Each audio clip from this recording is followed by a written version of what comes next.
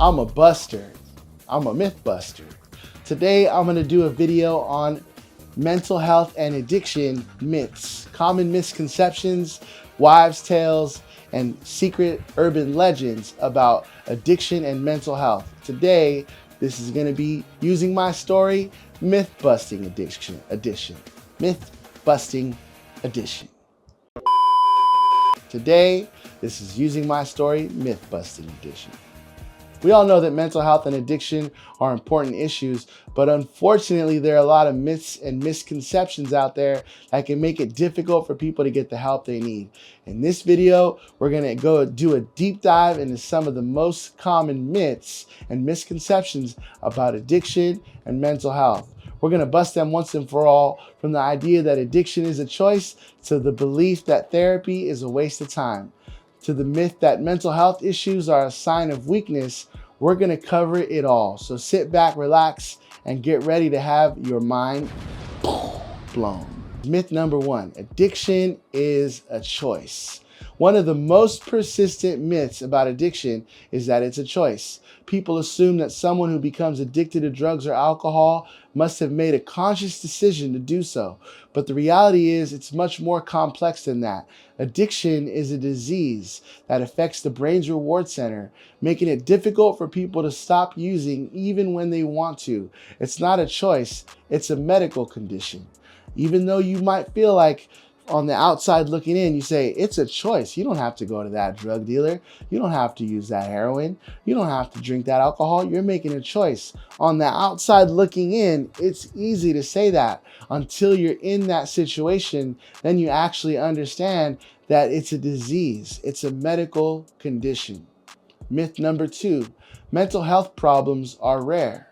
Really, why would this be a myth? And really, why would people even care to think about this? Is because a lot of people, there's a stigma behind mental health. The stigma is, shh, if you have mental health, if you have mental health symptoms, if you have any mental health problems, don't say nothing about it. Just act like it's not there. It's better to be quiet about it. That way no one labels you. This is a myth that we hear a lot about mental health problems being rare. People assume that only a small percentage of the population experiences mental health issues, but the reality is mental health problems are incredibly common. In fact, around 1 in 4 people will experience some form of mental illness in their lifetime. That means that 1 out of every 4 people will probably struggle in mental health. So you're not alone. A lot of people struggle with mental health, and don't let that stigma come on you and help and cause you to be quiet about the fact that you need help. Myth number 3, you can just snap out of it. Imagine how easy that was. Wow, why didn't I think of that? Some people say, man, all you can do is just snap out of it. You're fine. Wow, that's such an amazing solution. No, absolutely not. That's a myth. You can't just snap out of these things. One of the most frustrating myths about mental health is that you could just snap out of it. People assume that if you're feeling anxious or depressed, you could just choose to feel better. But mental health issues are much more complex than that. They often require professional help and support to overcome. So if you've been told that you could just snap out of it and you felt discouraged, or you felt like something was wrong with you because you didn't have that ability, you don't need to feel that way no more. We're going to support you and we're going to help you get through this. Myth number 4, addiction only affects bad people. Another persistent myth about addiction is that it only affects bad people. People assume that if you become addicted to drugs or alcohol, it's because you're a weak or immoral person. But addiction can affect anyone, regardless of their background or personality. It's not a moral failing, it's a medical condition. Myth number 5, mental health issues are just a phase. One myth that parents often hear, that their children's mental health issues are just a phase.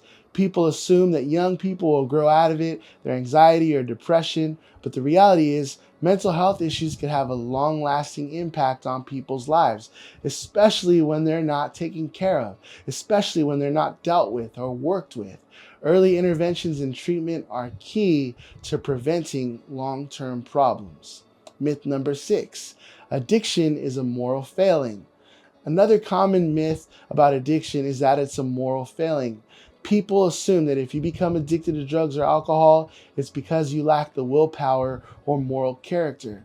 Addiction is a complex disease that involves changes to the brain's reward center. It's not a choice and it's not a reflection of someone's moral character. Some of the most amazing people that I ever met were people that were in treatment or coming out of treatment or people that were in recovery. They're such great people. They're not bad people, they're just struggling.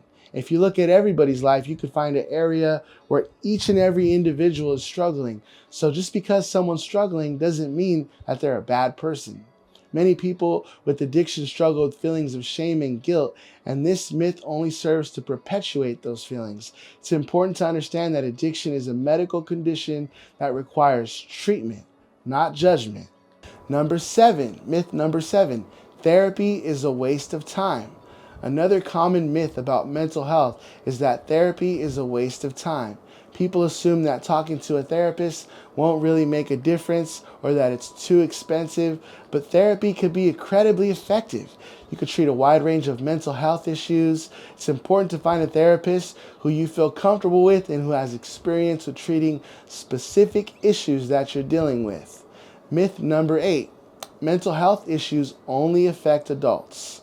But the reality is that mental health issues can affect people of all ages.